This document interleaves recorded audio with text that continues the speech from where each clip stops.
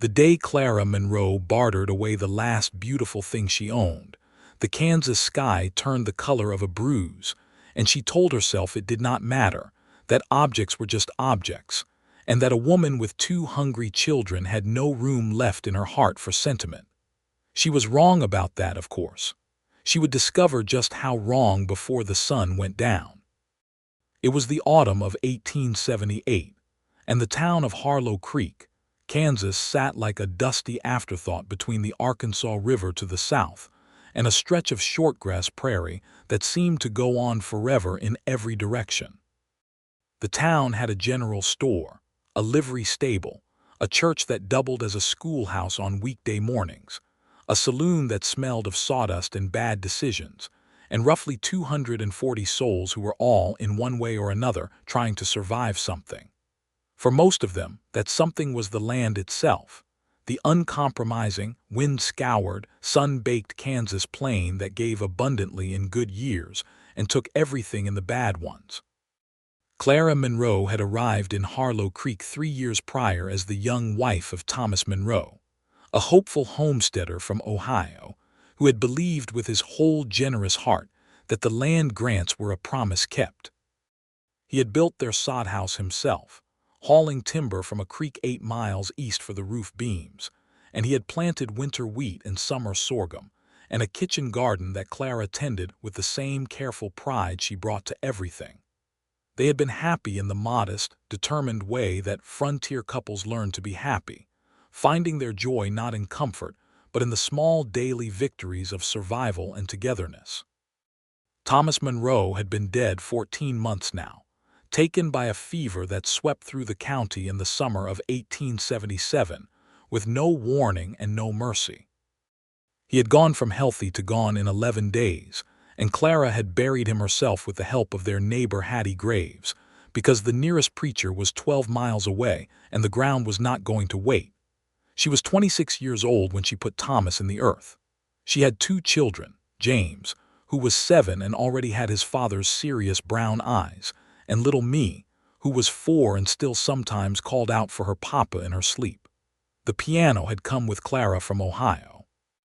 It had belonged to her mother before her, a beautiful upright mahogany Steinway that her grandfather had purchased in Cincinnati in 1851. It was the finest thing Clara owned, finer than her wedding dress, finer than the silver hairbrush she kept on her dresser.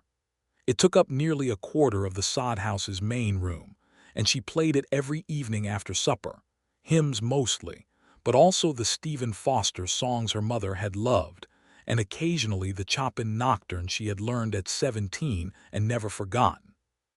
When Thomas was alive, he used to sit in the wooden chair by the window and listen with his eyes half closed, and Clara would watch his face soften in the lamplight and feel that even out here, even in this hard country, life contained something worth the difficulty.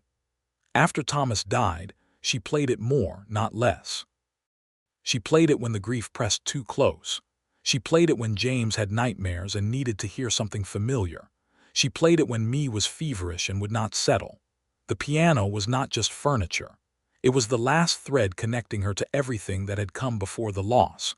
But 14 months of widowhood on a Kansas homestead had stripped away things one at a time, and by October of 1878, Clara Monroe was down to almost nothing. The wheat harvest had been poor. The kitchen garden had not produced enough to put up sufficient stores for winter. She had sold Thomas's good rifle to pay the land fee in August. She had sold his pocket watch to buy flour and salt and coffee. She had let the laying hens go one by one to buy lamp oil and winter boots for James, whose feet had grown 3 sizes since spring. What she needed, more desperately than almost anything else, was a milk cow. With a cow, she could feed her children through the winter, milk and butter and a little cream, and she would not have to depend on the charity of neighbors whose own stores were barely sufficient. She had asked around the county. She had written to a livestock dealer in Dodge City. The price of a good dairy cow was between $15 and $20, and Clara Monroe did not have $15. She did not have 10. She had $3.40 in a tin box under her bed, and a piano that anyone with ears could tell was worth considerably more than a milk cow. She had thought about it for 3 weeks before she made the decision. She had sat at the piano in the evenings and played everything she knew, as if she were saying goodbye to each song individually.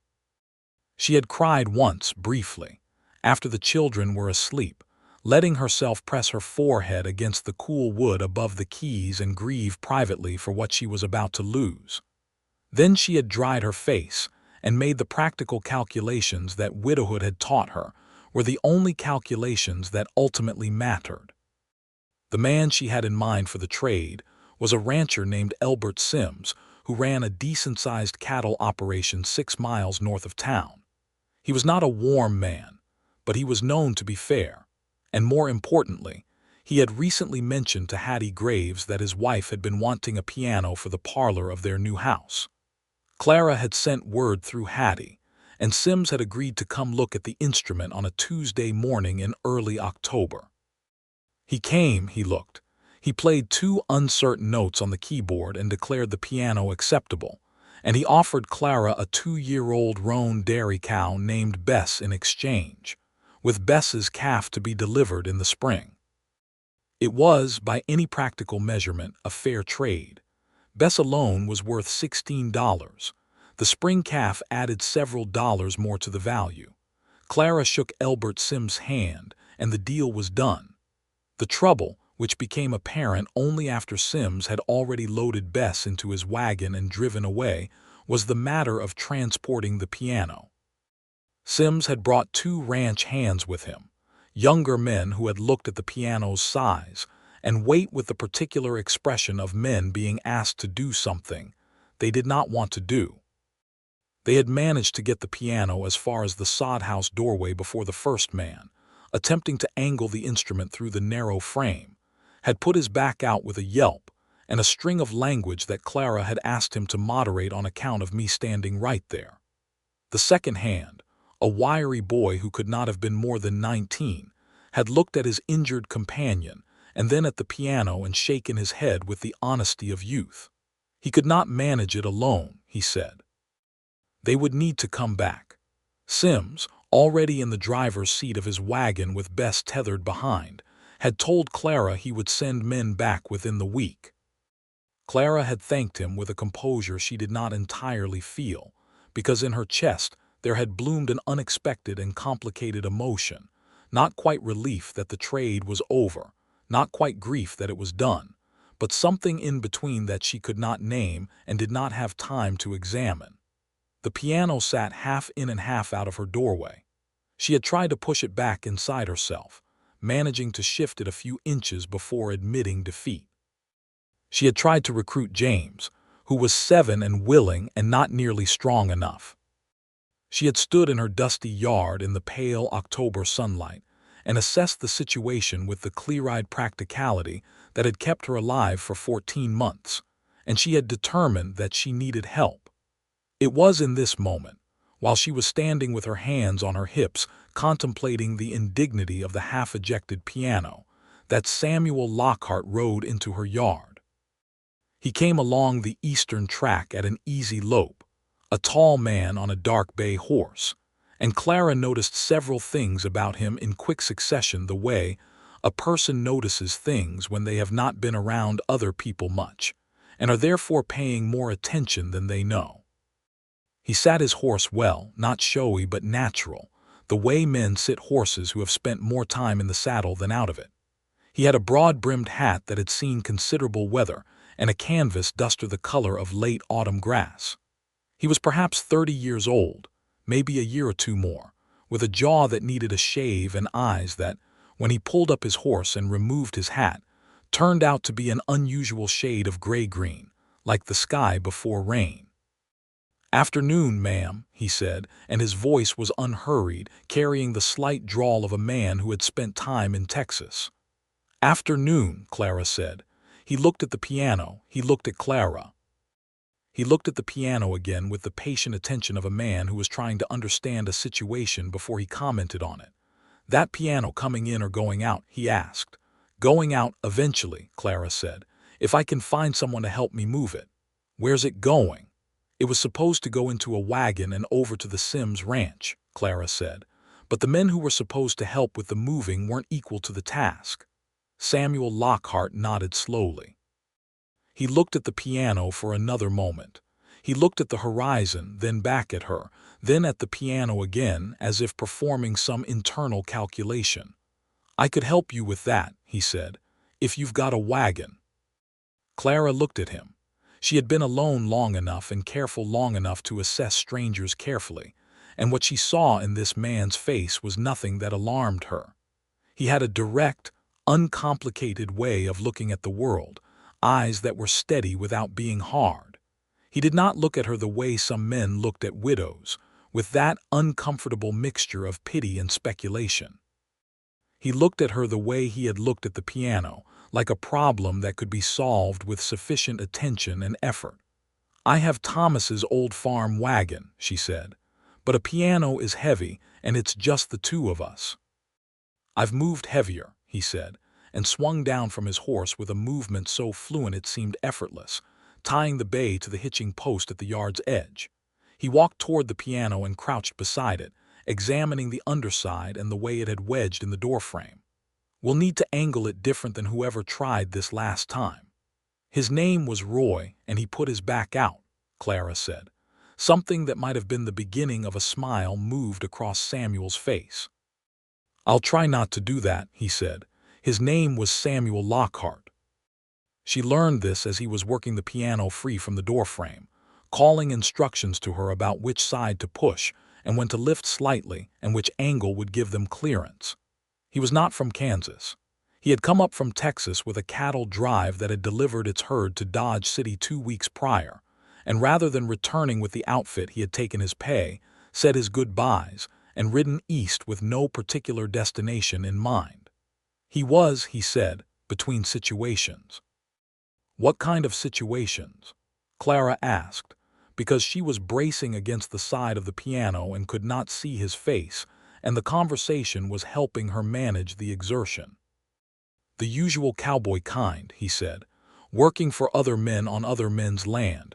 I've been doing it since I was 17 and I'm good at it, but I've been thinking it might be time for something different." "What kind of different?" she asked. "I don't know yet," he said honestly. "That's sort of the thing I'm trying to figure out."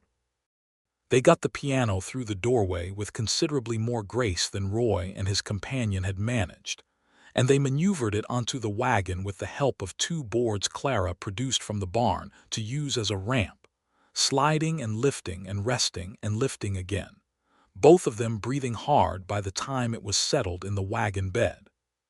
Clara had braced herself against the piano's back and pushed with everything she had, and she had been aware of Samuel Lockhart's hands on the other side of the instrument, aware of his strength and the coordinated effort between them, the way their movements had found a rhythm without requiring much discussion. When it was done, they both stood looking at the piano and the wagon for a moment, catching their breath. 6 miles north," Clara said, "to the Sims ranch."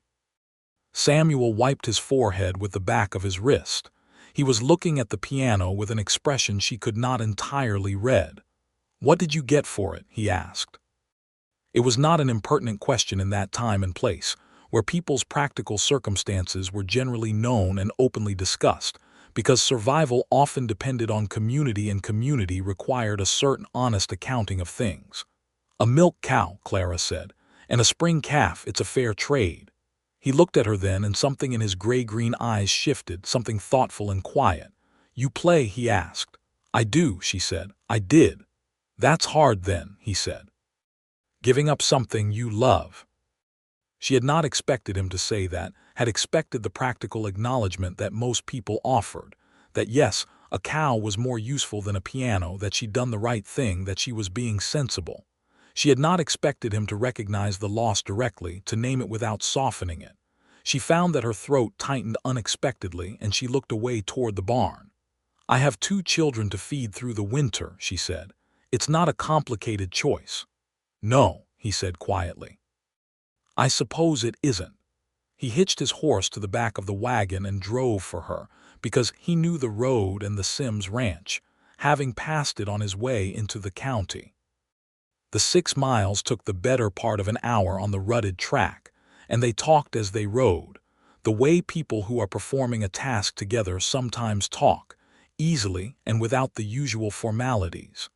She told him about Thomas, briefly, the kind of abbreviated accounting she had developed for strangers, enough to explain her circumstances without requiring her to revisit the grief directly. He listened without interrupting. He told her he was from the hill country of Texas, born outside a town called Fredericksburg, to a family that had come over from Germany 2 generations back. His father had been a farmer, he said, but the farm had been sold after his parents died, and he had gone north with a cattle outfit at 17 because there was nothing left to stay for.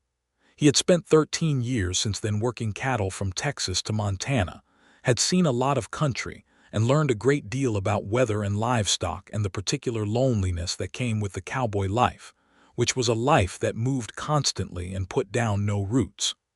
"Do you want roots?"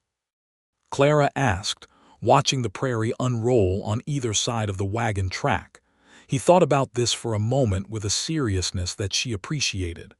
"I think I might be ready for them," he said, "if I found the right place." At the Sims Ranch, there were enough men to unload the piano properly, and Elbert Sims' wife, a thin, angular woman named Dorothy, had come out of the house and pressed her hands together at the sight of it. Clara watched Dorothy's face light with genuine pleasure and felt 2 things simultaneously: gratitude that the piano would be loved, and a grief so sharp and clean it felt like a blade passing through her. She stood very still in the Sims Ranch yard and watched the men carry the piano inside, and she kept her face composed because she was a widow in a hard country, and composure was something she had learned to wear like a second skin. Samuel was standing near her. He did not say anything, but she was aware of him there, solid and quiet, and it helped. On the drive back to her homestead, the empty wagon rattled over the ruts, and the afternoon light had gone golden and long, the way Kansas light went in October when the sun was heading toward the horizon at its autumn angle. Clara sat beside Samuel Lockhart and felt the tiredness of the day settle into her shoulders, the physical effort of the piano, the emotional weight of the goodbye to it, the relief and grief tangled together in her chest. "Thank you," she said. "I don't know that I could have managed without you today." "You would have figured something out," he said. "You seem like a woman who figures things out." "I've had to be," she said. He was quiet for a moment. The horses moved steadily along the track, their harness jingling lightly. A red-tailed hawk crossed the sky ahead of them, riding the thermals with its wings spread and motionless. "Mrs. Monroe," he said, "I apologize if this is forward and you tell me if it is, but I've been riding without any particular aim for a couple of weeks, and I noticed a good deal of work on your property that looks like it needs doing before winter sets in." Clara looked at him. "What kind of work?"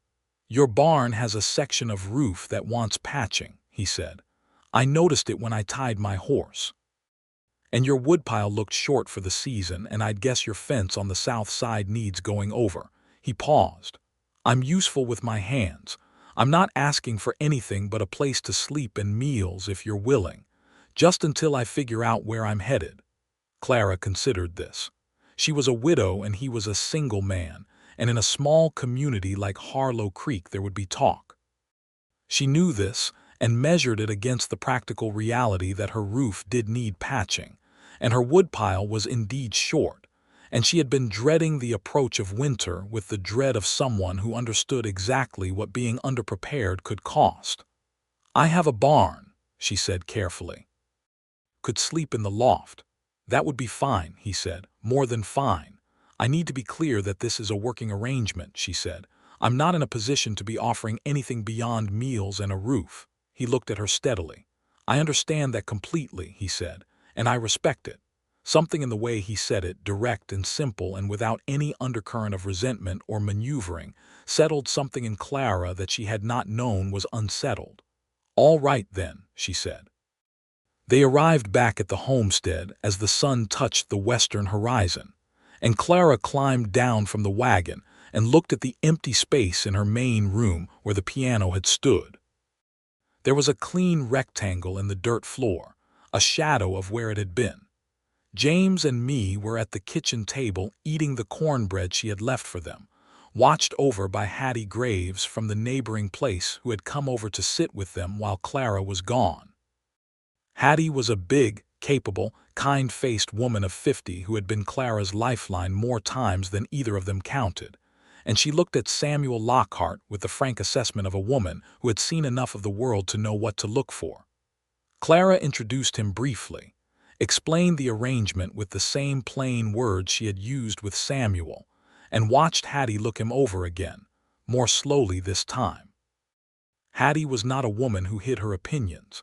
She looked at Samuel for a long moment, then looked at Clara and gave a small nod that said more or less everything. James came over and stood near the doorway, looking up at Samuel with his father's serious eyes. "Did you help my mama move the piano?" he said. "I did," Samuel said. He crouched down to the boy's level, which Clara noticed. "You must be James." "Yes, sir," James said. "Mama said the piano had to go so we could get Bess." "That's right," Samuel said. "Bess is a good trade. Milk is important." James considered this with the gravity of a 7-year-old who had been asked to carry more understanding of their family's situation than most children his age. "Mama cried about the piano," he said. "James," Clara said quietly. "I didn't know that," Samuel said gently to the boy, "but I can understand it. Your mama loved that piano." "She plays real pretty," James said. "I believe it," Samuel said and stood back up, meeting Clara's eyes across the room. There was something in his gaze, careful and respectful and warm, that made her look away and occupy herself with putting the kettle on. Samuel Lockhart stayed. He was up before the sun every morning, and when Clara came out to start her own day, she would find that he had already fetched water from the well, or brought in wood, or seen to the horses, doing these things without being asked and without making any show of them. He patched the barn roof in 2 days, working with a methodical efficiency that she found quietly impressive. He spent 4 days going over the south fence, pulling wire and resetting posts, whistling something tuneless while he worked. He split enough wood for the stove to last into February and stacked it neatly along the barn wall where it would stay dry. He was also, she discovered, good with children. James had attached himself to Samuel with the speed and certainty of a 7-year-old boy who had been missing a man in his daily world. He followed Samuel around the property asking questions, and Samuel answered every one of them without impatience, explaining what he was doing and why in terms the boy could understand. He taught James to whittle a simple figure from a piece of soft wood, and to identify birds by their calls, and to read the weather by the color of the clouds. Clara watched this from a careful distance, telling herself it was simply kind, and nothing more, that any decent man would be kind to a fatherless child. Me was more cautious with strangers, which Clara had always considered evidence of good sense in a 4-year-old. She watched Samuel for 4 days from a safe distance, usually from behind Clara's skirt or Hattie's substantial leg, before she abruptly decided she had seen enough and walked directly up to him one morning while he was sitting on the mounting block repairing a piece of harness leather, and deposited a wildflower she had found into his lap. "That's for you," Me said. Samuel looked down at the flower, which was a small late-season prairie aster, purple-petaled and slightly wilted from Me's grip. "Thank you very much," he said, with a complete seriousness that made Clara, watching from the doorway, press her lips together to control something between amusement and tenderness. "Do you know any songs?" Me asked. "A few," Samuel said, "though I'm a better whistler than singer." "Whistle one," Me demanded. He whistled a few bars of a lullaby, and Me sat down on the ground near his feet and listened with the solemn attention she gave to things she found worthy. Clara turned back into the house before either of them could see her face. The evenings were when it got complicated. The children went to bed at 7:30, and Clara had developed the habit of sitting by the window with her mending or her letter writing in the hour before she herself went to bed. Samuel would come in from the barn, or sometimes they would sit on the porch if the night was not too cold, and they would talk. It was not anything dramatic or unusual, just the ordinary conversation of two people sharing a space, discussing the next day's tasks or the state of the weather or the news from town that Hattie occasionally brought. But it was the first time in 14 months that Clara had sat and talked with another adult in the evening, and she had not known, until now, how much she had been missing it. He told her about the cattle drives, the Red River crossings that were always treacherous, the storms on the open plain that could pin a herd down for 3 days, the particular beauty of the Texas Hill Country in the spring when the bluebonnets came in, and the whole world turned blue for a week. He told her about the men he had worked with, the Mexican vaqueros who were the finest horsemen he had ever seen, the old trail bosses who could read weather and grass and cattle mood with what seemed like supernatural accuracy, the young cowboys who were always trying to prove something and sometimes paid for it. She told him about Ohio, about her mother and the piano, about the year she had spent teaching school in a small town east of Columbus before she married Thomas, about what it had been like to arrive in Kansas and understand for the first time what the word vast really meant. "Were you scared?" he asked one evening. "When you first came out here?" "Terrified," she said. But Thomas wasn't scared of anything, and that was catching. "He sounds like a good man," Samuel said. "He was," she said. She paused. "He was ordinary in all the best ways. He didn't have grand ideas or ambitions that outran his character. He just did the right thing quietly every day." Samuel nodded slowly. "That's a rarer thing than people think," he said. "Yes," she said. "I know that now better than I did then." They were quiet for a moment, the particular comfortable quiet of people who do not feel obligated to fill silence. "The homestead is good land," Samuel said eventually. "Thomas chose well." "It is good land," Clara agreed. "I've thought about leaving sometimes, going back to Ohio, but I keep thinking that he chose this place and I don't want to abandon what he built." "What keeps you from leaving?" Samuel asked. She thought about it honestly. "The children," she said, "and stubbornness maybe, and the feeling that giving up would be the only thing that could make all the difficulty mean nothing." "That's not stubbornness," he said. "That's something else." "What would you call it?" she asked. He looked at her for a moment. "Faithfulness," he said. She did not know what to say to that, so she said nothing, and went back to her mending, and pretended that the word had not struck her somewhere below the sternum with a warmth she was not ready to acknowledge. At the end of the second week, he went to town for supplies and came back with flour and salt and a sack of dried beans, and also, tucked under the wagon seat, a small package wrapped in brown paper that he set on the kitchen table without explanation and then went back out to tend to the horses. Clara looked at it for a moment before unwrapping it, finding inside a piece of sheet music. It was the Chopin Nocturne in E-flat major, Op. 9, No. 2. She stood holding it for a long time. She had not told him which Chopin she knew. She had only mentioned Chopin in passing. She thought about him in the town's small general store, asking if they had any sheet music, being probably told no, and then going further, to wherever he had found it, because it was not the kind of thing a Kansas frontier town generally stocked.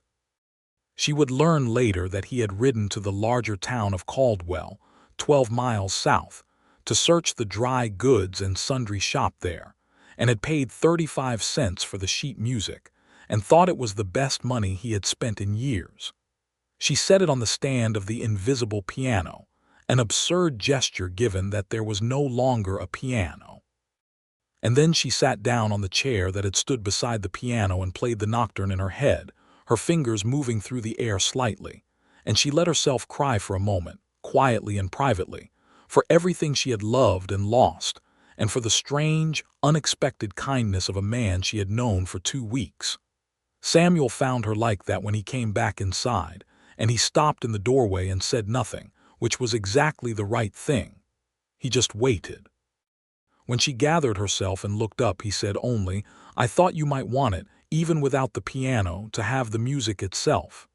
"Yes," she said. "Yes, thank you." And the distance between something practical and something personal shifted, just slightly, in the air between them. October passed into November, and the cold came down from the north in earnest.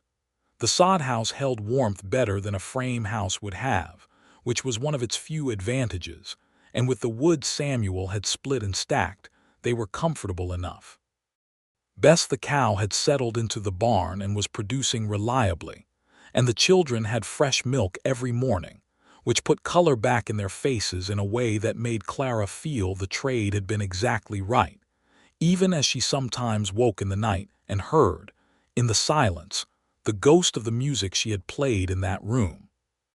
Hattie Graves came calling one afternoon in early November and found Clara kneading bread dough and Samuel in the corner repairing a wagon wheel spoke.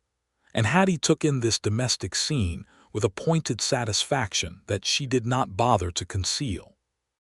"People in town are talking," she told Clara cheerfully, in the loud voice of someone who knows they are being overheard and has decided this is fine. "People in town can talk," Clara said, punching the dough. "They say you've taken in a ranch hand," Hattie said. "I've been correcting them. I say he's more of an all-around hand, a handyman, a general improver of situations." Samuel from his corner said nothing, but Clara could see from the set of his shoulders that he was aware of the conversation and finding it quietly amusing. "Hattie," Clara said. "I'm just reporting," Hattie said serenely.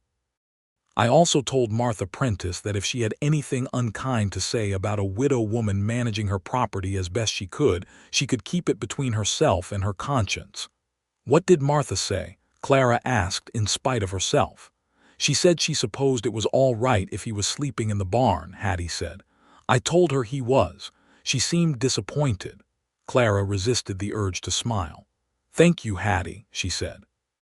Hattie helped herself to a cup of coffee from the pot on the stove and settled into a chair with the comfort of someone who has decided they are staying for a while. She looked at Samuel's back for a moment, then looked at Clara and raised one eyebrow with the subtle expressiveness of a woman who had been making her opinions known for 50 years without always needing words. Clara shook her head very slightly. Hattie raised the other eyebrow. Clara looked back at the bread dough. But the truth, which she had been carefully not looking at directly, the way you do not look directly at the sun, was that she had feelings for Samuel Lockhart that had crossed some invisible line and were no longer the comfortable feelings of gratitude or neighborly regard. She did not know precisely when it had happened. It might have been the evening he had found her playing the ghost of the Chopin and had simply waited for her to be ready, without making her explain herself. It might have been the morning she had found him teaching James to saddle his horse, standing behind the boy with patient hands, saying, "Now you try." And the look on James's face had been a look she recognized as the look of a child who feels, however temporarily, that there is someone in the world who is specifically interested in the project of him. It might have been any of a dozen small moments, or the accumulation of all of them, but here she was in November of 1878, a widow with 2 children and a bartered piano, and she was in love with a cowboy she had known for 6 weeks. She did not say any of this to Hattie. She was not ready to say it to herself. Samuel himself was doing something of the same kind of careful not looking. He had not come to Harlow Creek looking for anything except direction, and he had found instead a woman who made the word direction feel like a small and inadequate concept compared to what he actually meant. He was aware of her in the way he was aware of the best horses he had ever worked with, the ones that moved with a natural grace and carried in them a combination of strength and sensitivity that was rare and recognizable. Clara Monroe was beautiful in the way that had nothing to do with prettiness and everything to do with presence, the way she moved through her days with a quiet ferocity of purpose, the way she was tender with her children without being soft about the world, the way she could laugh, which she did occasionally, unexpectedly, when James said something wry, a laugh that was genuine and brief and lit her whole face. He had stayed, he told himself, because there was real work to be done and it was the right thing. He continued to tell himself this through October and into November, and he was not entirely wrong, but he was not entirely honest about it either. The thing that finally broke through both their careful maintenance of appropriate distance was a Wednesday afternoon in mid-November, when Clara was out at the fence checking on Bess, and the cold had come down sharply, and the sky had gone the particular flat white that preceded a serious snowstorm. Samuel came out to tell her they should bring Bess into the barn before the weather hit, and they worked together to coax the reluctant cow across the yard. And then the snow started, not gently but all at once, a hard driving curtain of it that came out of the north with a wind that stole the breath. They got Bess settled in her stall and Clara turned to go back to the house, and the visibility had dropped in the 10 minutes they had been in the barn to something close to nothing, the white so thick she could barely make out the house 20 yards away.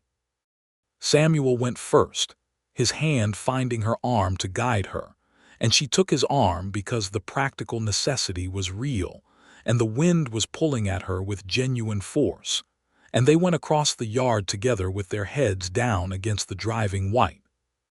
They came through the door into the warm sod house, and James and me were at the table and the lamp was lit and the stove was throwing heat, and Clara turned to catch her breath and found Samuel right behind her, snow on his hat and his shoulders, his face red from the cold, and they were close, genuinely close, because the door was narrow and the house was small, and for a moment neither of them moved. She looked at him.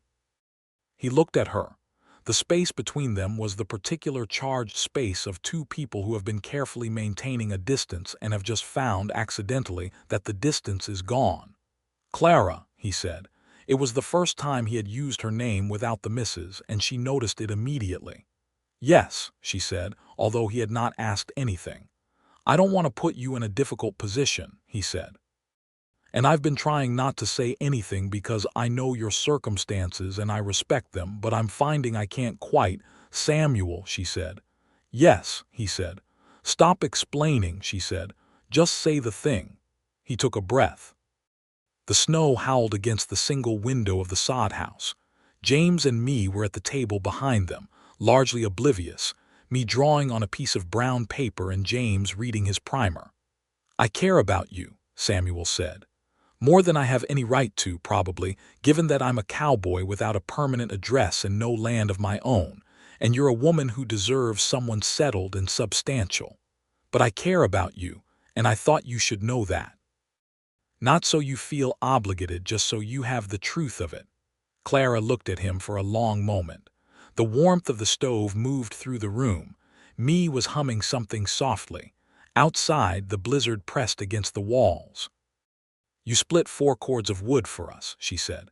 "You patched our roof and mended our fence and bought me sheet music for a piano I no longer own. You taught my son to whittle and you let my daughter give you a wilted flower and you treated it like it was worth something." She paused. "Samuel, a woman who's been paying attention can see more than just a cowboy without a permanent address." His face, which had been carefully composed, did something it did not often do. It went unguarded. The careful steadiness dropped away for just a moment and she could see behind it the hope that had been there all along. "Clara," he said. "I care about you too," she said simply. "I have for some time." He put his hand against her face, just for a moment, a gesture so gentle and so restrained that it said more about his character than any speech could have, and she leaned into it just slightly, and James at the table said, "Is the storm going to last long?" And they both turned toward him, and the moment reshaped itself into something they would come back to, both of them understanding that it would be back, that this was the beginning of something rather than its entirety. The blizzard lasted 2 days. In those 2 days, Samuel and Clara and James and me existed in the close quarters of the sod house in the way that people do when the weather has made the decision for them, playing cards and telling stories and reading aloud and making the best of the confinement. Samuel turned out to know an impressive number of folk tales and tall tales of the sort that cowboys passed around campfires, and he told them to James and me with a dramatic earnestness that reduced both children to delighted laughter. Clara sat across the room and watched her children's faces and felt something she recognized, after a moment, as happiness. Not the careful, managed contentment she had been rationing to herself since Thomas died, but actual happiness, unlocked and warm. On the second night of the storm, when the children were asleep, and the wind had dropped to a moan instead of a roar, Clara and Samuel sat by the stove, and the conversation went deep in the way that confined spaces and shared difficulty sometimes makes conversations go. He told her about his years on the trail, in a way he had not talked about them before, not just the facts and the adventures but the loneliness of it, the way a man could ride for years with companions and still feel essentially alone, because the life was designed to move forward and never stay, never put down the roots that made a life feel real. He had watched, he said, other men from his outfits get their land, settle down, build something, and he had always ridden away from those scenes with a feeling he had not been able to name clearly until now. It was want, he said, a plain and fundamental want for a place of his own. And not just a place, he said, looking at her steadily across the stove, but what goes in a place, the things that make a house a home. What do you imagine those things are, she asked. A table where the same people eat every morning, he said, children who know where they belong, a woman you can talk to after dark when everything's quiet. He paused. Someone to share the hard parts with so they're not as heavy. Clara was quiet for a moment. The stove ticked. You're describing what Thomas and I had, she said. I know, he said. Is that painful for me to say that? She thought about it honestly. No, she said slowly. I think it's the most honest thing you've said, and I think it means you understand what matters. She paused. I loved Thomas. I will always have loved him, but I'm not finished, Samuel. I'm 27 years old and I'm not finished, and I don't believe Thomas would want me to be. Samuel nodded. I wouldn't think so, he said. Not from what you've told me about him. What would you need, she said carefully, to think about staying, not in the barn, actually staying? The question, which was not quite a question and not quite a proposal, and was somehow more direct and honest than either, sat in the air between them. Samuel leaned forward, elbows on his knees, looking at her. I'd need to know you were choosing it freely, he said. Not out of practical necessity, not because you need someone to fix your roof. I don't want to be useful. I want to be chosen. You are already chosen, she said quietly. You have been for some time. I was just waiting to be ready to say it. He reached across the space between them and took her hand, turning it over in both of his with the gentle, careful attention he brought to things that mattered, and he held it like something he intended to keep. Then let's talk about what comes next, he said. What came next unfolded through the winter with a careful, respectful progression that suited both of them, two people who had been through enough to know not to rush the things that mattered. Samuel moved into the house, because a blizzard and 2 children and a Kansas winter made the barn impractical and the arrangement impractical, and he took the small room off the main space that Clara had been using for storage, and they were scrupulously proper about it in a way that Hattie Graves, the only neighbor who mattered, approved of, and defended to the town with the fierce efficiency of a woman who has decided to be someone's advocate. He asked her to marry him on a Sunday in December after church, standing in the yard of the sod house with the winter sun low and brilliant and the ground frozen hard under their boots. He did not have a ring, because he had spent his last non-essential money on the sheet music and saw no shame in saying so. He said he would get her one when he could, and he said everything else a man should say in that moment, speaking plainly and from the depth of himself, which was the only way he knew how to speak. Clara said yes before he finished asking, which made him laugh, the full, genuine laugh she had come to love particularly, the one that came from somewhere uncomplicated and lit his whole face. They married in January of 1879, in the same church that was a schoolhouse on weekday mornings, with Reverend Hughes presiding and Hattie Graves standing as witness and James in his best shirt and me in her best dress clutching a bunch of dried flowers, because real ones were not available in January. It was a small ceremony and a simple one, but it was real, with the particular reality of things chosen deliberately after loss and difficulty, which gave them a weight and sincerity that easier circumstances sometimes cannot. Samuel had gone to Elbert Sims shortly before the wedding with a proposition.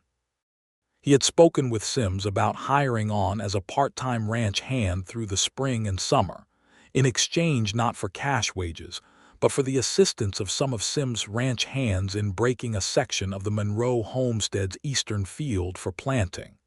Sims, who was a practical man and recognized a fair deal, agreed.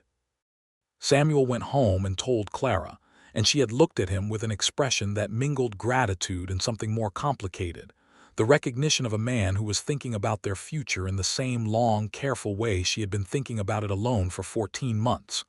"You didn't have to do that," she said. "I know," he said, "but your east field is the best soil on this property and it's been lying fallow. It would be a waste." "I meant you didn't have to go to Sims," she said. "You didn't have to make a plan. I've been the one making the plans, just me, for over a year, and you didn't have to do it, and you did." He understood then what she was really saying, and he nodded slowly. "You're not alone anymore," he said. "That's the point of it." She kissed him then, which she could do now because they were married and there was no longer the careful distance to maintain.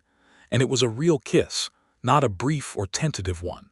And Samuel Lockhart put his arms around his wife in the kitchen of the sod house that was now also his home, and held her in the uncomplicated way of a man who has arrived where he was going.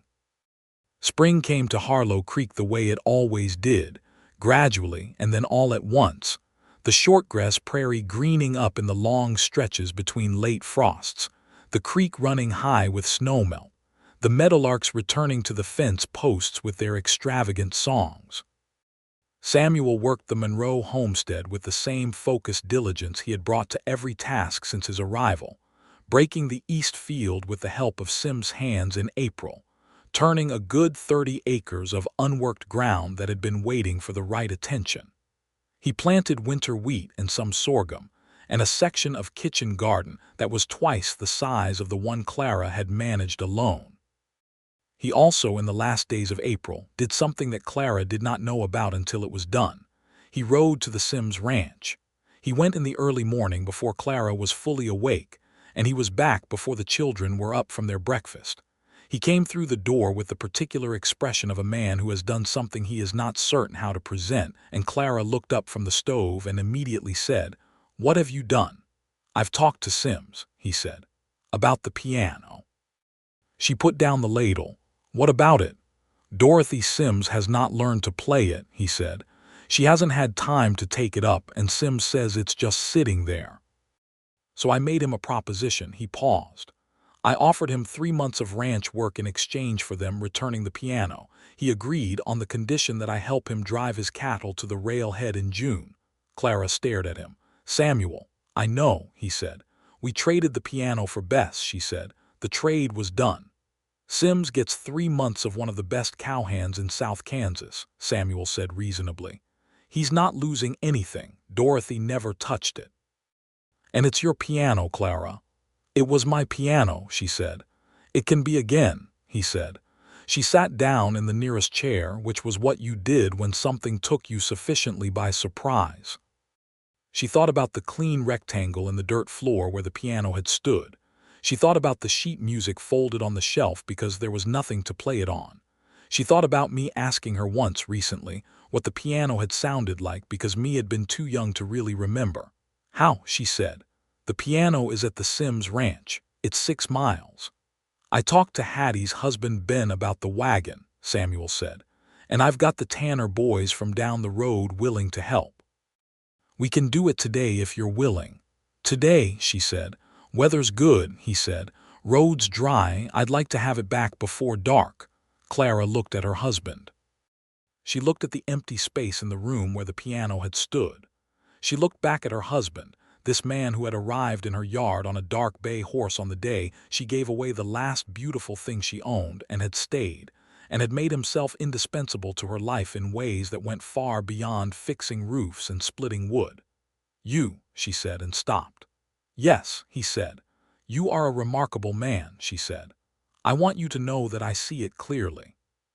He crossed the room and crouched in front of her chair, taking both her hands. "You gave it up without flinching because your children needed feeding," he said. "The least I can do is get it back now that they're fed." She squeezed his hands. "Then let's go get it," she said. "It took all of them." Samuel and Ben Graves and the two Tanner brothers, who were big, capable young men and cheerful about the work, loaded the piano onto the reinforced wagon with considerably more expertise than Roy had shown on its first journey, and Clara rode alongside in the Graves' spare buggy, and they made the 6 miles to the Sims ranch and back in the better part of the day, the piano arriving back in Clara's main room in the late afternoon with the October light long and golden. Nearly the same light that had been in the sky exactly 6 months ago when the piano first made this journey. They set it in its original place. The 4 men who had carried it stood breathing hard and looking at it with the satisfaction of completed work. Me came in from the yard and said, "Mama, the piano is back," in a voice of such pure wonder that everyone in the room laughed. "It is," Clara said. "Can you play it?" Me asked.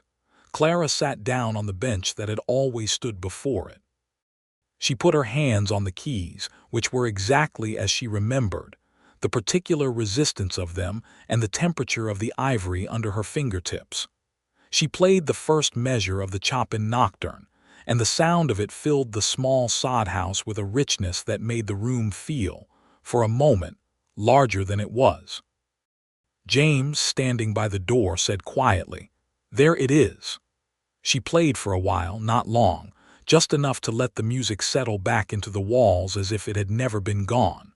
The men sat or stood wherever they found themselves and did not move to leave, because there is something about music in a room that makes people reluctant to break it. Ben Graves, who was not a sentimental man by reputation, stood with his hat in his hand and his eyes fixed on a point slightly above the piano, the expression of a man who is surprised to find himself moved. The Tanner boys sat on the floor with James and me and listened with the straightforward attention of people who have no complicated feelings about music and therefore simply hear it. Samuel sat in the wooden chair by the window, the same chair Thomas had sat in, and listened with his eyes half closed. When Clara finished, she sat for a moment with her hands in her lap, and then she turned on the bench and looked at her husband, and he opened his eyes and looked at her. And what passed between them in that moment was something without adequate words, the recognition of 2 people who understand that the most important things are not the grand gestures, but the particular and daily attention to what the other person loves. Summer in Harlow Creek of 1879 was better than it had any right to be, and Clara Monroe, who was now Clara Lockhart and had not quite adjusted to the sound of it, yet though she was working on it, found herself in circumstances she had not dared to imagine 14 months ago in the worst of the grief and scarcity. The wheat crop came in well. The sorghum was good. The kitchen garden produced abundantly, and she put up enough stores to last well past winter. Samuel rode to Dodge City with Sim's cattle in June, and came back at the end of the month with his wages in his pocket and a plan that he had been developing on the trail. The plan was land. Not the Monroe homestead, which they already worked, but the adjacent 40 acres to the north that had been lying under a land claim that had expired when the claimant gave up and went back east the previous year. Samuel had done his research in Dodge City. The land was available for a filing fee they could manage if they were careful, and with that 40 acres added to the homestead, they would have a genuine farm operation, something he could invest in and grow, something that their children and whatever children came after them could build on. He laid it out for Clara at the kitchen table after supper, with James and me already asleep, and Clara listened to all of it with the serious, intelligent attention she brought to anything important, asking practical questions that he had already thought about, which told her that he had been working through this for some time and had considered it from every angle. "What's the risk?" she asked.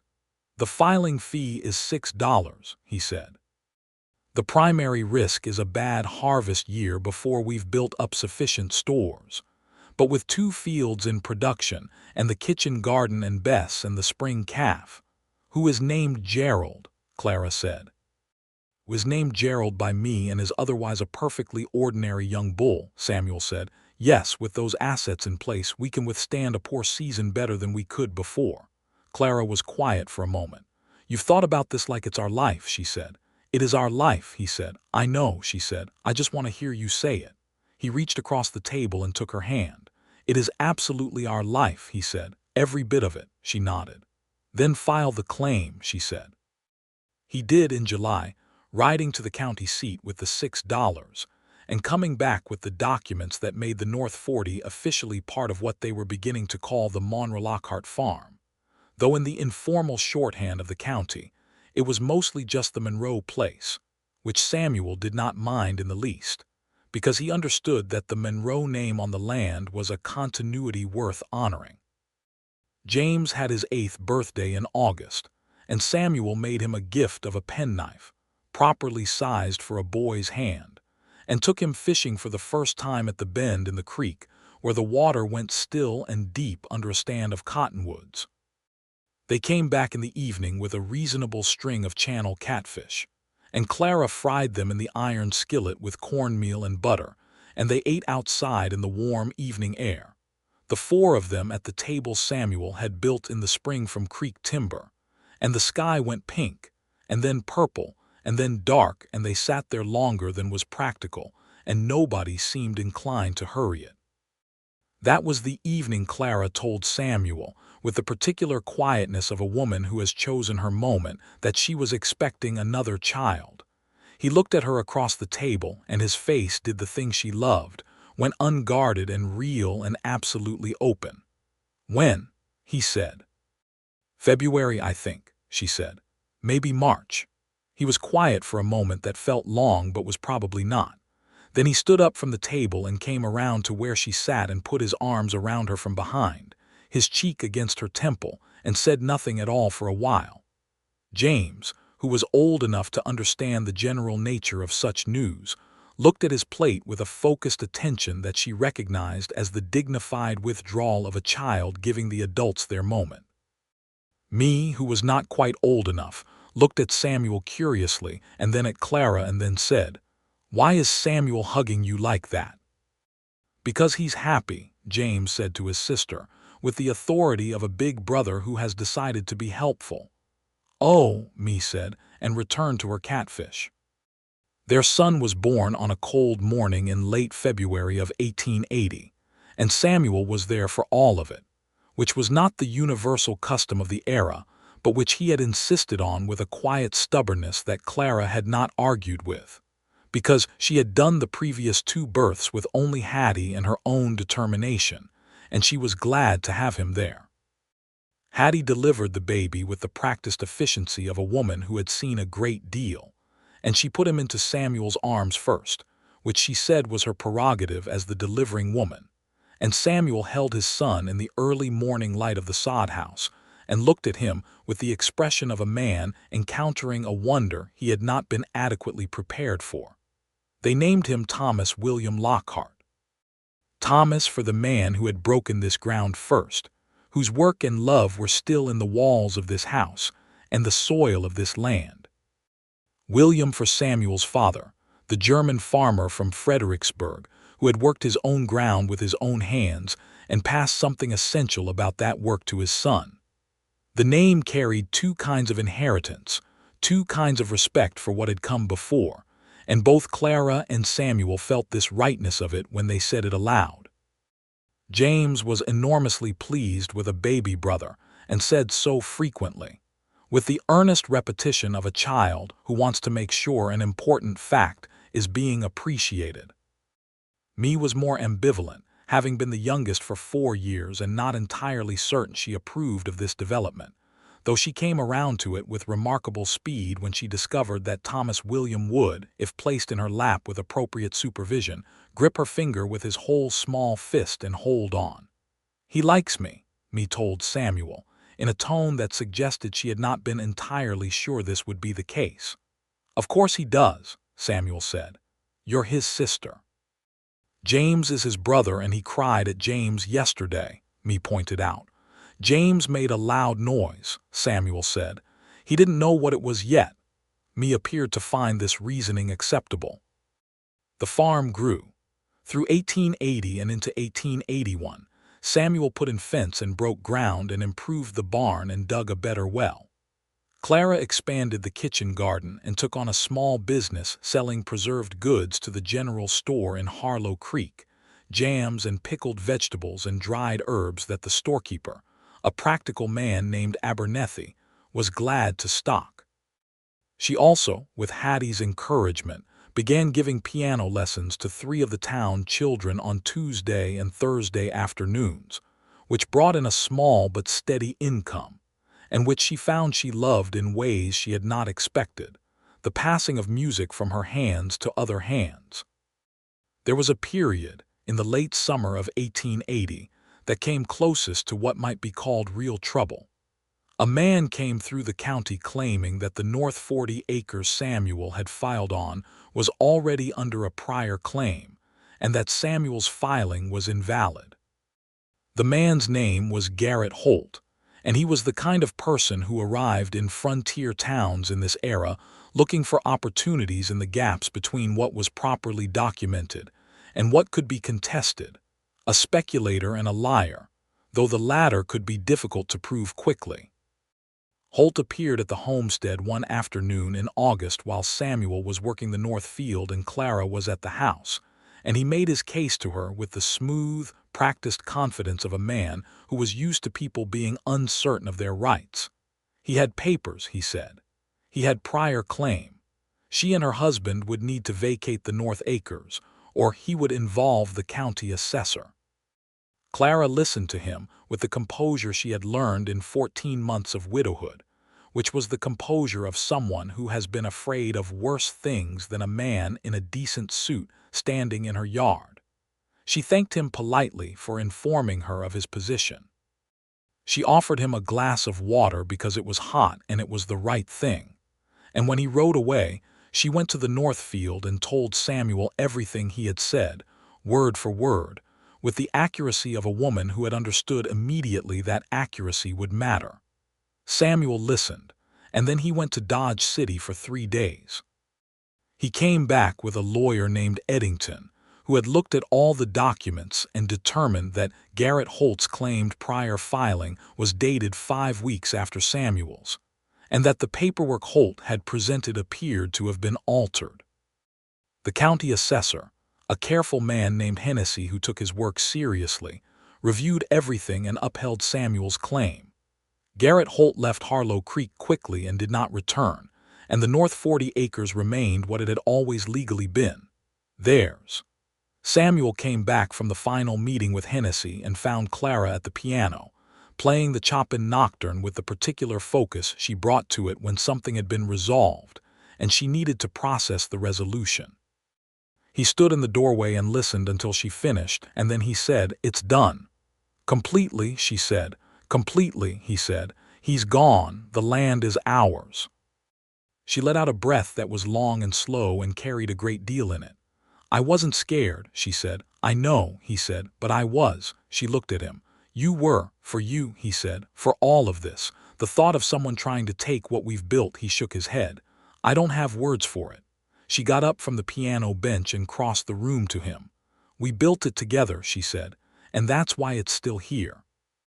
He put his arms around her, and she let herself be held for a moment in the way she had learned to let herself be held, which had taken some time after all the years of being the one who held everything together alone.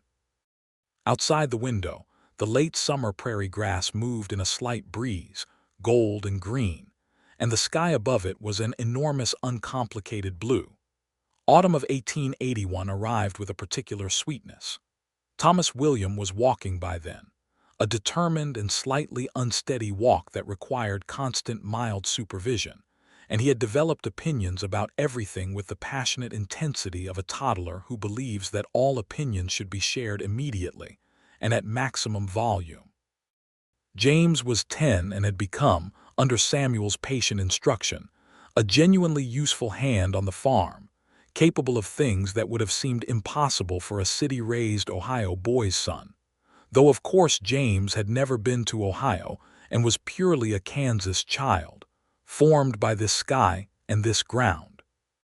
Me was 6 and had started in the school, which occupied the church building 5 days a week now that Harlow Creek had grown enough to afford a dedicated teacher, a young woman from Missouri named Edith Pryor who wore her hair in a serious bun and taught with a rigor that Clara approved of. Me came home on the first day and announced that Miss Pryor had taught her the entire alphabet in one morning, and that she thought this was possibly the most important thing that had ever happened. Clara began teaching me the piano that October. She started her on scales, and the simple exercises her own mother had started her on at the same age, and me's face during these lessons had the particular expression of a child who has discovered an aptitude, the stunned, proprietary pleasure of it. James, who was a practical and somewhat mathematical child, had tried the piano with Clara's encouragement and had concluded politely but firmly that it was not for him, which was entirely fine. Thomas William, when allowed near the keyboard, hit it with both fists simultaneously and laughed at the noise, which was also fine. Samuel had been watching Clara teach me one afternoon and had said quietly later in the evening, "You should be teaching more children, more than 3. There are only 3 in town whose parents want lessons," Clara said. "Then teach the ones who can't afford them," he said. "Some of the families out on the homesteads, there are children who'd benefit from music if they had access to it." She looked at him. "We can't afford to do it for free," she said, not unkindly. "Some of them could barter," he said. "The way you bartered for Bess." He smiled slightly. "It's not a bad system." She thought about this. "The piano is here," she said. "They'd have to come to us. So we make it worth coming to us," he said. "Good land, good people, and a woman who can teach music. That's not nothing, Clara." She looked at the piano. She looked at her husband. She thought about a Tuesday morning nearly 3 years ago when she had stood in her yard with her hands on her hips, and a piano wedged in her doorway and the sky the color of a bruise. And a tall man on a dark bay horse had ridden into the yard and looked at her problem with steady gray-green eyes and said, "I could help you with that." "You know," she said, "sometimes I think you are the most useful person who has ever come into my life." "I try to be," he said. "But it's not just that," she said. "It's not the usefulness. You understand what I care about. You've always understood it, from the first day." He was quiet for a moment. The fire in the stove settled with a small sound. Outside, the October wind moved through the grass, that sound she had come to know completely, that sound that was Kansas itself speaking in its oldest voice. "I was paying attention," he said. "That's all it takes, really, to pay attention to the person you love." "Most people don't," she said. "Then most people are missing the best part," he said simply. She went to the piano then, not to practice or to play for the children or to work through anything complicated, but just to play for the pleasure of it, for Samuel, the way she had played for Thomas in the early years, and she played the Chopin Nocturne all the way through, cleanly and with full feeling. And the notes moved through the small house that had been built by a good man in Ohio Dreams and was now home to a life that was larger and more complicated and somehow more itself than any single original vision of it. When she finished, Samuel said from his chair by the window, "Beautiful." "The music?" she said. "Yes," he said. "And you," she laughed, the genuine unguarded laugh he loved. "You are a very biased audience," she said. "Absolutely," he said. "That's exactly the right kind to have." By the spring of 1882, the Samuel Lockhart farm had grown into one of the more productive small operations in the county. Samuel had hired 2 seasonal hands for the planting, young men from the South who worked well and seemed glad of the steady employment. Clara had expanded her piano students to 8, a mix of town children and farm children, 2 of whom came by barter arrangement. One family sending a bushel of apples every lesson day, and another providing 2 weeks of their boys' labor at harvest time. Hattie Graves came to Sunday dinner regularly, because Ben Graves had died in the winter of 1881, a quiet death in his sleep that was at least merciful if not unsad, and Hattie was on her own now, and the Sunday dinners had become a fixture. She sat at the head of the table because Clara always put her there, and she ate with an appetite that suggested solitude had not diminished her, and told stories from the early days of the county, when there were not even proper roads, just tracks in the grass, that kept James and me and even little Thomas William in various states of absorbed attention. Samuel and Hattie had developed their own relationship, the comfortable relationship of two people who have both recognized the other's quality and made the mutual decision to be allies. Hattie told Samuel things about Clara that Clara would not have told him herself, not private things, but the larger picture things, the full account of the 14 months of widowhood, how close things had sometimes come to being genuinely desperate, how Clara had managed it all with a stubbornness that Hattie called magnificent, and that Clara called merely necessary. Samuel listened to these accounts with full attention and said little. He filed them away. He let them inform how he loved his wife, which was to say he loved her with a particular attentiveness to exactly how strong she was, and exactly how much that strength had cost her. And he tried, in the quiet daily ways that mattered, to make sure she knew she did not have to carry everything alone anymore. Clara found this out secondhand from Hattie, who had watched Samuel watching Clara and described it to Clara in terms that were simultaneously matter-of-fact and deeply fond. "That man," Hattie said, stirring her coffee one Sunday afternoon with the deliberateness of someone choosing words carefully, "looks at you the way Ben used to look at the farm when it had a good year. Like something he can't quite believe is real, but is going to take very good care of anyway." Clara had looked out the window to where Samuel was in the yard with Thomas William, who was attempting to throw a ball in Samuel's direction with the wild inaccuracy of a 2-year-old. Samuel was catching whatever came near him and throwing it gently back, and when a throw went very wide, he would run for it with an exaggerated sprint that sent Thomas William into helpless laughter. "Yes," Clara said, watching them, "I know," she was expecting again. She had not told Samuel yet, was waiting for the right moment, which she had thought would feel obvious when it arrived. And it arrived that evening when they were sitting on the porch after the children were down, and the sky was doing what the Kansas sky did on clear spring evenings, displaying itself in a panorama of stars so dense and close, it seemed almost architectural, something built rather than merely present. "I have something to tell you," she said. He turned to look at her. In the starlight, his face was its own familiar landscape, the jaw, the gray-green eyes, the expression that was steady and open in a way that she had stopped taking for granted and had started some time ago to be deliberately grateful for. "Tell me," he said.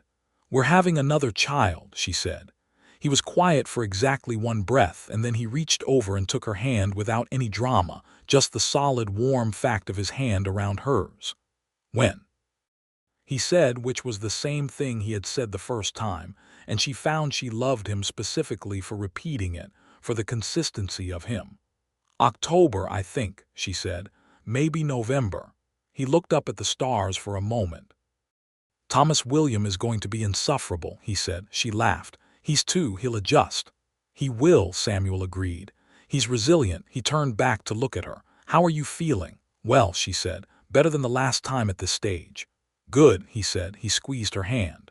"You know, when I rode into your yard that morning with the piano stuck in the door, I had no plan beyond wherever the road took me next." "I know," she said. "I want you to know," he said, "that wherever the road took me, I think it would not have been worth the arriving. Not as much as this has been."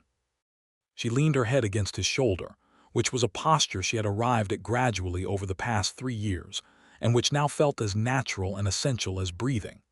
The stars above the Kansas prairie were enormous and close and indifferent to everything below them, except in the way that beautiful things can be said to be kind simply by existing. The night smelled of grass and turned earth and the faint sweet smell of the wood smoke from their own chimney. "You carried the piano back," she said. "I did," he said. "That's when I knew," she said. "When you knew what?" he said. "That you were the kind of man who finishes what he starts," she said. "And I thought, if he's that kind of man, then everything he said about staying and building something, he means it." I did mean it, he said. I know, she said. That's why I kissed you first. You did, he said, and she could hear the smile in it. Someone had to, she said. He pressed his lips to her hair, which was the particular quiet tenderness of a man who has been doing this long enough that it has become instinctive, the daily language of love that doesn't require occasion. I'm glad it was you, he said. The second child they had together arrived in November of 1882, which was also when the first real snow of the season came, as if the world had decided to mark the occasion with weather. She was a girl, born in the evening with the wind picking up outside, and the stove going strong and Hattie present with her capable hands, and she came into the world with a certainty that seemed disproportionate to someone so small, announcing herself immediately and with volume. They named her Eleanor Ruth Lockhart. Eleanor for no particular reason, except that both Samuel and Clara said it aloud in the first hour, and looked at the baby and agreed it fit. Ruth for Hattie's middle name, which they did not tell Hattie until they brought the baby out to show her, and Hattie, who was not a woman who cried in front of people, looked at the baby and then at Clara and then at Samuel and said, "Well," very firmly, and then occupied herself with tucking the blanket more precisely, which was not something that needed doing. Thomas William, now almost 3 and possessed of very decided opinions about everything, inspected his new sister with the thoroughness of someone assigned to quality control and announced that she had a lot of hair. This was true. He then asked if she could throw a ball yet, was told no, and went away to find Samuel, who was in the kitchen making coffee and looking out the window at the snow with the expression of a man who is very happy and knows it. James, now 11 and approaching the serious gravity of approaching adolescence with his characteristic thoughtfulness, sat beside Clara's bed and held Eleanor Ruth with a natural confidence that amazed her. His face bent over the baby with a tenderness that reminded her so completely of Thomas that it caught in her throat for a moment before it resolved into something more complete. The understanding that Thomas was not gone from this house as long as his son was in it. As long as what he had been was visible in the people who had loved him. She told Samuel this, later that night when the house was quiet and the children asleep and Eleanor Ruth asleep too in the cradle. Samuel had made himself from creek timber in the last weeks of the pregnancy, taking a pattern from memory of the cradles he'd seen in better-equipped homes and improving it where he thought improvement was possible. James looks like him, she said, and has his way of being careful about things, of considering. He does, Samuel said. He's a good boy. He loves you, Clara said. He won't say it in those words for a few more years because he's becoming a boy who doesn't say things in those words, but he does.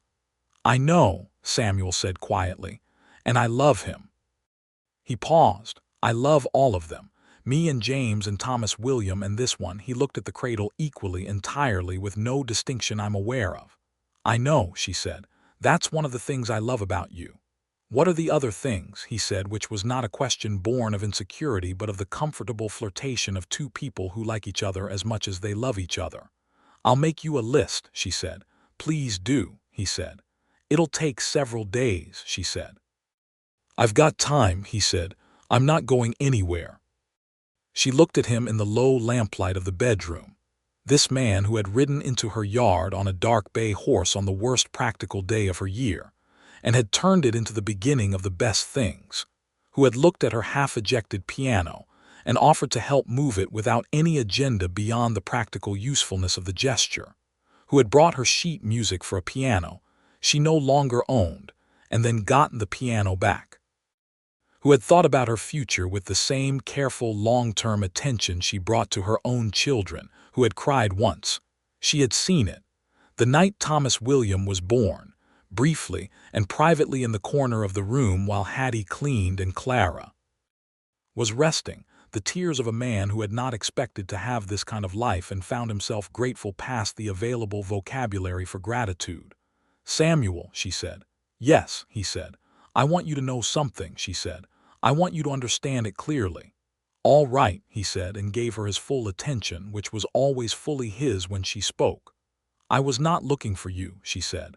I had given up looking for anything except the next necessary thing. The next thing to sell, the next problem to solve, the next way to keep my children fed. I had decided, not consciously, but I had decided that love was in the past. That it was Thomas and Thomas was gone and that chapter was closed. And then, he said, and then a cowboy rode into my yard with good eyes and steady hands, she said, and decided a piano stuck in a doorway was a problem worth solving. He was quiet for a moment. Eleanor Ruth made a small sound in the cradle and then subsided. I want you to know, Clara said, that I am entirely, completely glad that you were passing by that day, and that you stopped, and that you stayed. He reached across the bed and found her hand in the dark, the easy, unerring reach of a man who knows exactly where his person is. I stopped because I saw a woman in her yard with a piano in her door, he said. I stayed because of everything after.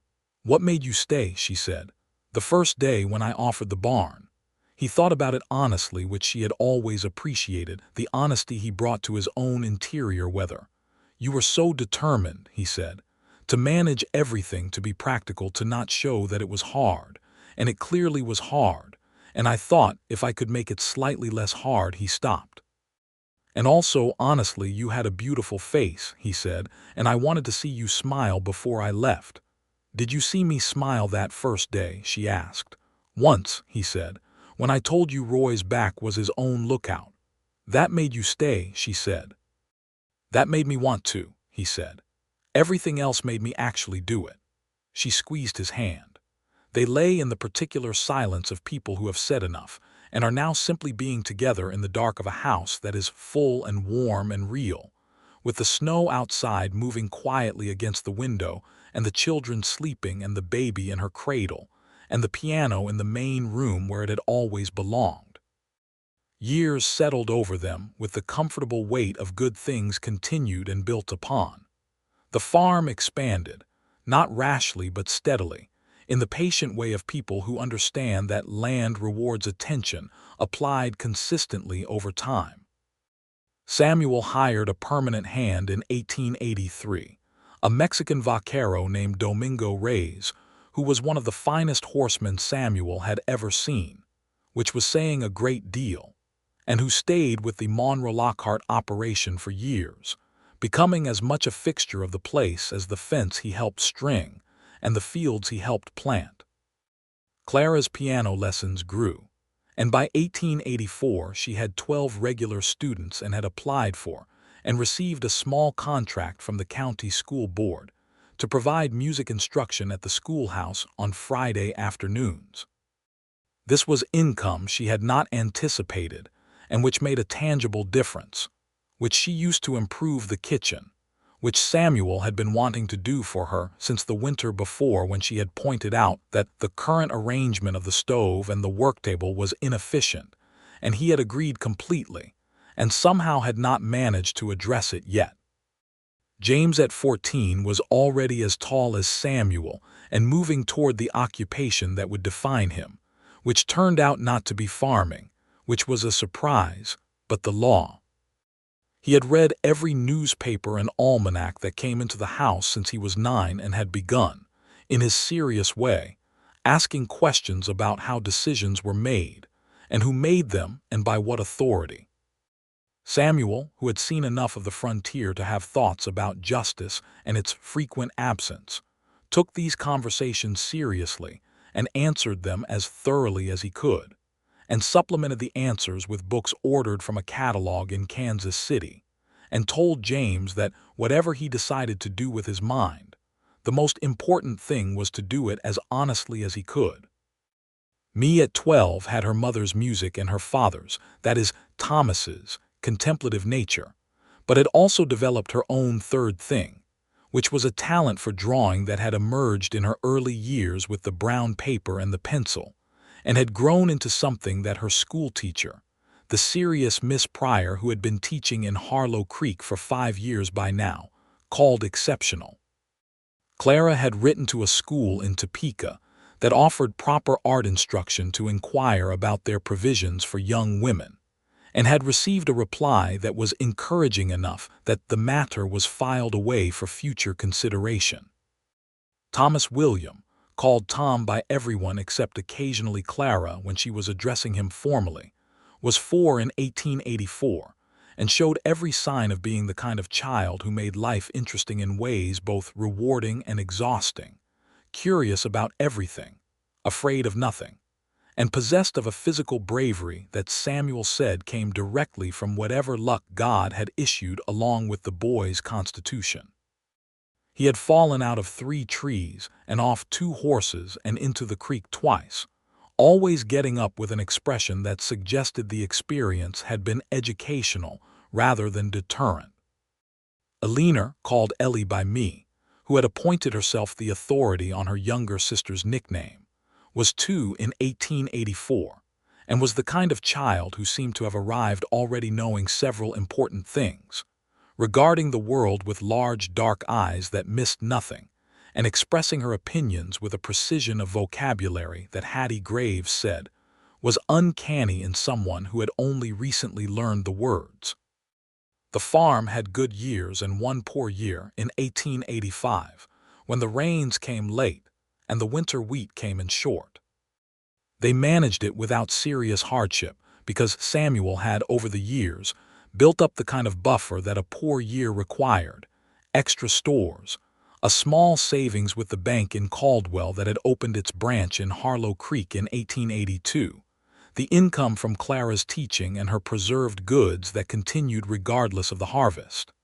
It was a lean spring, but not a desperate one, and by summer they were past it. In the evening of the poor year's hardest month, Clara had sat at the piano and played not the Chopin, which was for different moods, but the old Stephen Foster songs her mother had loved, the melancholy beautiful ones that could hold sadness and hopefulness simultaneously without either canceling the other out. Samuel had sat in his chair by the window, the same chair, the one Thomas had sat in once, the chair that had become by quiet agreement Samuel's chair for these evening music moments, and he had listened with his eyes closed and his hands relaxed in his lap, and when she finished he had said, "We're going to be all right." "I know," she said. "I just wanted to say it," he said. "I know that too," she said. "Say it as often as you like." Harlow Creek grew through the mid-1880s with the modest, earnest growth of a plains town that had put down enough root to be certain of its own continuity. A second church was built, a dry goods store opened that was separate from the general store, and a doctor arrived in 1884, a man named Dr. Halloran who was young and competent, and who had, within a year, married Miss Pryor the schoolteacher in a ceremony that half the county attended, and that me at 12 pronounced the most romantic thing she had ever witnessed, a conclusion Clara privately thought premature but did not discourage. The question of land rights and the rights of the Osage and Kansa peoples whose territory this had been before the Homestead Acts remade, it was a matter that Samuel thought about and discussed with Clara in the way they discussed difficult things, honestly and without simple resolution. They had seen enough of the frontier to understand the full accounting of what settlement meant, the displacement that had preceded every claim filing, every fence line, every sod house. Samuel had worked with indigenous men on the cattle trails, had known the Comanche territory's edges, and understood from those men's perspectives something of what had been lost and was being lost still. He taught his children to think about it clearly, which was not always comfortable because comfort was not the same as honesty, and honesty was what he had tried to give them above all. The years moved. The children grew in their various directions. James read law books and argued with himself about precedents. Me filled sketchbooks. Tom climbed things. Ellie named everything, including Bess's 5th calf, which she called Ambassador, to Domingo Reyes's private delight. In the autumn of 1886, which was 8 years after a tall man on a dark bay horse had ridden into a yard where a piano was stuck in a doorway, Samuel and Clara Lockhart sat on the porch of what was by now a proper frame house, built 2 years prior on the foundation of the old sod house which had served its purpose and retired with honor. The frame house had 4 bedrooms and a porch on 3 sides and a kitchen large enough for the stove and work table to be properly arranged, and a main room large enough for the piano, which sat against the east wall in the good morning light, and the chair by the window, which was still Samuel's chair for evenings. The October sky was doing what it always did, going gold and long and enormous in the way that Clara had learned to love, with the particular love you develop for a thing that has been faithful to you year after year. She had her mending in her lap but was not doing it. Samuel had a cup of coffee going cold beside him and was not drinking it. They were watching the light move across the prairie grass, which was going bronze and copper in its autumn colors, and the cottonwoods along the creek were yellow, and the whole scene was the kind of beautiful that required nothing added to it. 8 years, Clara said. About that, Samuel said. Are you what you thought you'd be? She asked. He considered it. I thought I'd be a cowboy my whole life, he said, moving, never landing. And instead I'm a farmer, he said, and a husband and a father. He paused, and those things are so much more than what I was going toward that I can barely account for the difference. She leaned her head against his shoulder, which she still did, would always do. I thought I'd spend my life alone, she said, managing, getting through. That's not a life, he said gently. No, she said, it isn't. But it was what I had, and now, he said. She looked out at the prairie, at the golden grass and the enormous sky and the creek trees bright in their autumn yellow, at the farm that was solid and productive and real, at the house that held 4 children, one of whom was already asleep early, that being Ellie, who went at 7 with the conviction of a child who has decided that sleep is an opinion not to be argued with. She thought about James, who had written last week from Wichita, where he was reading law in a proper office, his letters serious and precise and occasional and wonderful. She thought about me sketchbooks filling the shelf in her room, and Tom, who could ride anything now, better than children twice his age, and Ellie with her enormous dark eyes and her careful naming of the world. She thought about a Tuesday morning in October of 1878, when the sky had been the color of a bruise, and she had given away the last beautiful thing she owned for a milk cow, and a man with gray-green eyes had ridden into her yard and offered to help move it, and then had carried it back. Now, she said, I have a life I didn't know I was hoping for. He took her hand, the same easy, unerring reach in the October evening, and held it the way he had always held it, like something he intended to keep. Overhead, a pair of meadowlarks crossed the sky heading south, their song trailing behind them in the cooling air, something bright and brief and absolutely certain of its own beauty. The prairie went on in every direction, enormous and faithful, full of everything that had ever been planted in it and grown and lost and found again. And the house behind them was lit against the dusk, and somewhere inside the sound of the piano began, me at her practice, the first halting notes of a simple melody becoming gradually more sure of itself, the music moving outward through the open windows into the evening air of the Kansas plain, carrying whatever it carried, which was everything. Which was enough, which was more than enough, which was exactly what they had.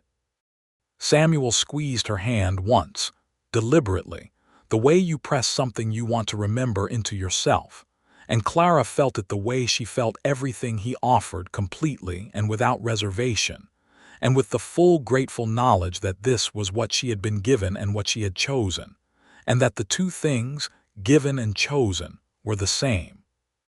The stars came up one by one above the prairie, the same stars that had always been there and always would be, and the lamp burned in the window, and the piano played, and the cold, sweet smell of an October evening in Kansas moved across the grass and the turned earth of the fields and the fence lines that ran straight to the horizon, and Clara Monroe Lockhart and Samuel Lockhart sat together on their porch as the dark came on, not speaking, needing nothing said, completely and irrevocably home.